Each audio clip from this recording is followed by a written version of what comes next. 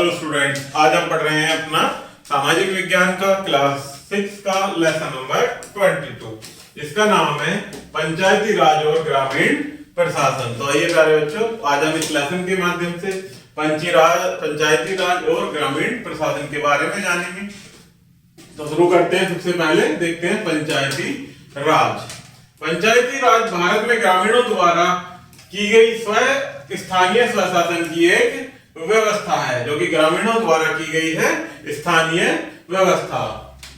पंचायती राज वह प्रणाली है जिसके माध्यम से लोग अपनी सरकार में स्वयं सम्मिलित होते हैं। पंचायती राज प्रणाली लोकतांत्रिक सरकार का प्रथम स्तर है। आगे देखते हैं ग्राम पंचायतों का संगठन। भारत के लगभग सभी बड़े गांवों में एक ग्राम सभा, एक ग्राम पंचायत और एक न्याय पंचायत होती है। ये कहाँ होती है प्यारे बच्चों? जो भारत के बड़े गांव हैं उनमें स्थापित की जाती है। सबसे पहले देखते हैं ग्राम सभा। गांव के सभी वयस्क स्त्री और पुरुष जिनकी आयु 18 वर्ष या इससे अधिक होती है वे ग्राम सभा के सदस्य हो सकते हैं। ग्राम सभा एक गांव या गांवों का समूह हो सकता है। ग्राम सभा सभी वयस्कों की सभा होती है जो ग्राम पंचायत के सीमित क्षेत्र में रहते हैं। आगे बढ़ते हैं ग्राम पंचायत। ग्राम सभा के सदस्य गुप्त मतदान की प्रक्रिया से ग्राम पंचायतों के सदस्यों का निर्वाचन करते हैं। ग्राम पंचायत ग्रामीणों की विभिन्न समस्याओं को सुनती है तथा ग्राम की स्थिति को सुधारने के लिए आवश्यक कदम उठाती है। ग्राम पंचायत की निरंतर बैठक होती है तथा इसका एक महत्वपूर्ण कार्य है गांव के लोगों के विकास के लिए आवश्यक कार्यक्रम चलाना। ग्राम पंचायत का कार्य ग्राम सभा द्वारा स्वीकृत होना आवश्यक है। ग्राम सभा अपने अध्यक्ष का चुनाव भी करती है जिसे प्रधान या सरपंच कहा जाता है। कौन करती है प्यारे बच्चों इसका चुनाव? ग्राम सभा। कुछ पंचायतों में प्रधान का पद अनुसूचित जाति, अनुसूचित जनजाति या स्त्रियों के लिए सुरक्षित किया जाता है। ग्राम पंचायत की सहायता के लिए एक अध्यक्ष और एक ग्राम सेवक होता है। अध्यक्ष का कार्य पंचायत के आय व्यय का लेखा जोखा रखना तथा वह पंचायत द्वारा दिए गए संपूर्ण कार्य की एक रिपोर्ट बनाना भी होता है। ग्राम सेवक राज्य सरकार का कर्मचारी होता है, जबकि ग्राम पंचायत के निर्वाचित सदस्य अवैतनिक कार्य करते हैं। आगे देखते हैं प्यारे बच्चों कार्य ग्राम पंचायत और ग्राम सभा के जो कार्य होते हैं। ग्राम पंचायत ग्रामों स्तर पर विकास कार्यों के निर्माण तथा सुचारू तरीके से कार्यान्वित करने का कार्य करती है। इसके कुछ महत्वपूर्ण कार्य निम्न प्रकार हैं, जो कि पॉइंट वाइज दिए गए हैं प्यारे बच्चों। एक एक करके पढ़ते हैं इनको। इसमें पहला है कि गांव की सड़कों का निर्माण, पानी, बिजली, सफाई, स्वास्थ्य इत्यादि की व्यवस्था कराना। गांवों में कुओं, तालाबों तथा विद्यालयों का निर्माण करवाना। नेक्स्ट है गांव की संपत्ति की खरीद एवं बिक्री का लेखा जोखा रखना। जन्म और मृत्यु के अभिलेखों को रखना। वनों का संरक्षण तथा नए पेड़ लगाना। नेक्स्ट है प्रौढ़ शिक्षा के केंद्रों को प्रारंभ करवाना। गांवों में मेलों तथा त्योहारों का आयोजन कराना। नेक्स्ट पॉइंट है स्वास्थ्य केंद्रों तथा डिस्पेंसरी खुलवाना। नेक्स्ट है पुस्तकालय खुलवाना। और लास्ट पॉइंट है गांव में खेलों का आयोजन करवाना। ये किसके कार्य होते हैं प्यारे बच्चों? ग्राम पंचायत के।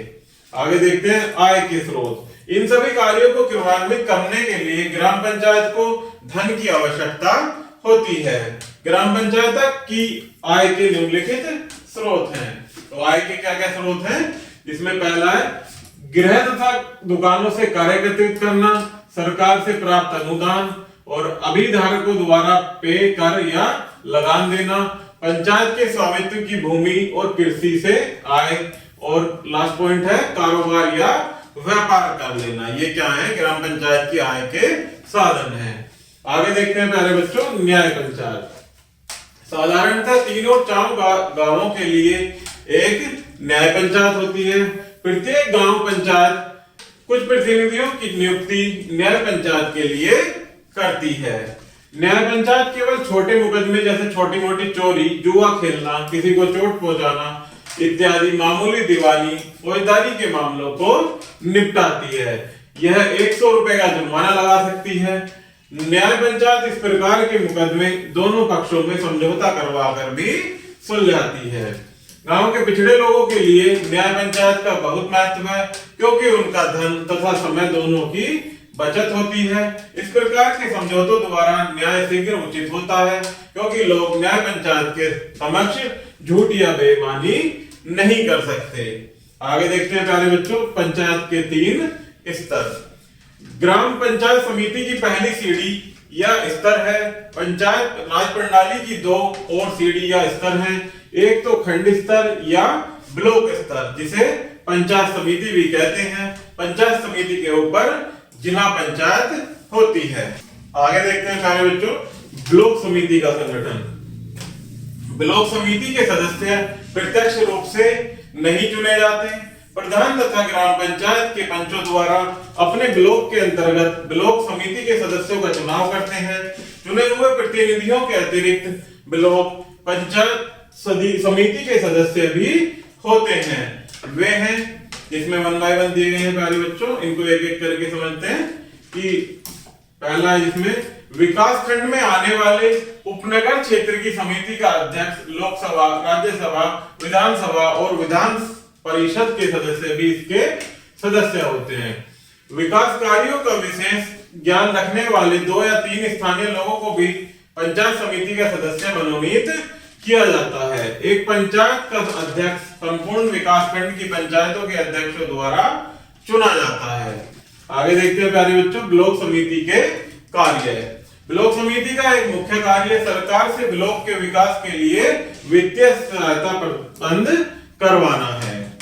ब्लॉक समिति ब्लॉक की पंचायत को विशेषज्ञों की सेवाएं उपलब्ध करवाती है, जैसे कृषि विशेषज्ञ, इंजीनियर, शिक्षा विशेषज्ञ, पशु चिकित्सक इत्यादि। ये कौन करवाता है प्यारे बच्चों? ब्लॉक समिति की पंचायत। ये विशेषज्ञ लगातार गांवों में जाते हैं तथा लोगों को बताते हैं कि अच्छे बीज, खाद तथा वैज्ञानिक विधियों का प्रयोग करके अच्छी पैदावार की जा सकती है। जानवरों की नस्ल में सुधार के लिए भी सहायता दी जाती है। ये लोगों को विभिन्न प्रकार के जन कल्याण कार्यक्रमों का उपयोग करने के लिए प्रेरित करते हैं। प्रत्येक ब्लॉक में एक ब्लॉक विकास अधिकारी, जिसे बीडीओ कहते हैं, होता है। एक सरकारी कर्मचारी होता है जो ब्लॉक के मामलों की देखरेख के लिए नियुक्त होता है। इसके बाद देखते हैं प्यारे बच्चों, जिला परिषद। भारत में पंचायती राज का सर्वोच्च स्थान है। जिला पंचायतें संपूर्ण जिले में ब्लॉक समिति के कार्यों का समन्वय करती हैं।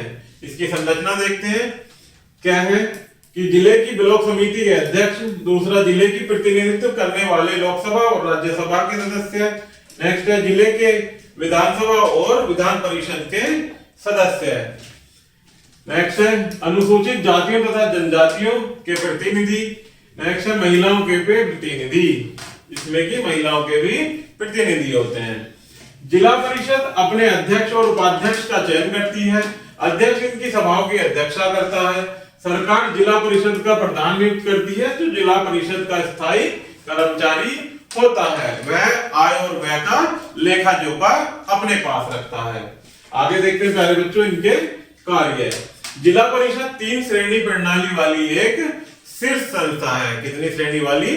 3 श्रेणी वाली। इसका मुख्य कार्य ग्राम पंचायत तथा ब्लॉक समिति की सहायता करना है। यह विभिन्न विकास कार्यक्रमों के लिए योजना बनाती है। राज्य सरकार को पंचायती राज के विभिन्न संगठनों की नियुक्ति के लिए कानून बनाने का अधिकार होता है। राज्य सरकार पंचायतों की आर्थिक सहायता भी करती है, जिससे वे गांव के विकास के लिए योजना बना सके। जिला स्तर पर कलेक्टर या डिप्टी कमिश्नर उनका कार्य देखते हैं तथा पंचायती राज के कार्यों को सुचारू रूप से चलाते हैं। ये क्या करते हैं प्यारे बच्चों? इनके ऊपर कौन होते हैं? जो कि जिला परिषद होते हैं, जिला पंचायती, इनके कार्य को कौन चेक करता है? कलेक्टर या डिप्टी कमिश्नर, जो कि कहां होते हैं? जिले में। इसके बाद देखते हैं ग्रामीण क्षेत्रों में पुलिस का महत्व। ग्रामीण क्षेत्रों में पुलिस का क्या महत्व होता है? प्रत्येक पुलिस स्टेशन का अपना क्षेत्र होता है, जो कि उसके अधीन होता है, कि यहां से लेकर वहां तक इस पुलिस स्टेशन के अधीन होता है। तो इस प्रकार से प्यारे बच्चों, हर पुलिस स्टेशन के कुछ अपने सीमित क्षेत्र बटे होते हैं, अर्थात उस क्षेत्र में रहने वाले लोग मुकदमे, चोरी, लड़ाई, दुर्घटना इत्यादि की रिपोर्ट वहीं दर्ज करवाते हैं। यह पुलिस की जिम्मेदारी है कि वह मामले की छानबीन, निरीक्षण कर आवश्यकता अनुसार कार्रवाई करे। आगे देखते हैं भूमि के अभिलेखों को रखना। भूमि की नाप तथा उसका रिकॉर्ड रखना पटवारी का मुख्य कार्य होता है, जिसे लेखपाल भी कहते हैं। प्रत्येक पटवारी कुछ गांवों के लिए कार्य करता है। कौन होता है? पटवारी, जिसे क्या कहते हैं प्यारे बच्चों? लेखपाल भी कहते हैं। पटवारी का खसरा रिकॉर्ड हमें सूचना देता है कि किस किसान के पास कितनी भूमि कृषि योग्य है। पटवारी के कार्य लगान एकत्र करना तथा सरकार को फसल के बारे में पूरी सूचना देता है। इस कार्य के लिए वह रिकॉर्ड बनाता है तथा उसे समय समय पर स्थिति के अनुसार परिवर्तित करता रहता है। लगान कार्यालय के बुजुर्ग लोग पटवारी के काम का निरीक्षण करते हैं।